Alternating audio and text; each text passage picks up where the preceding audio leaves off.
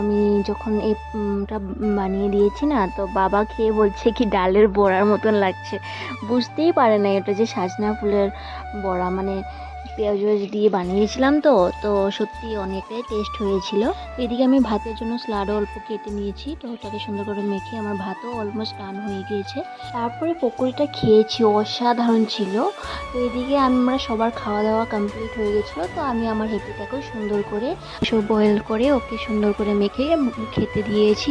আর একটা কথা, হ্যাঁ, আমি হেপিটাকে যখনই খাবার দিই আমি না ওকে আগে তো ফার্স্টে ওকে মাথার মধ্যে অল্প আদর করে নিই, কারণ আজকে আমি দিচ্ছি, সবাই দিচ্ছে, অন্যদিন যদি কেউ দেয় ওকে যাতে মানে খাওয়া নিয়ে কামড়ি না করুক, তার জন্য ও অভ্যাসটার জন্য আমি সবসময় ওকে না এরকমই করি। আর এদিকে আপনাদের সাথে কথা বলতে বলতে আমার বিকালে যা কাম ছিল সব কিছু হয়ে গেল। এখনের জন্য এতটুকু, আবার দেখা হবে পরের ভিডিও। Bye bye.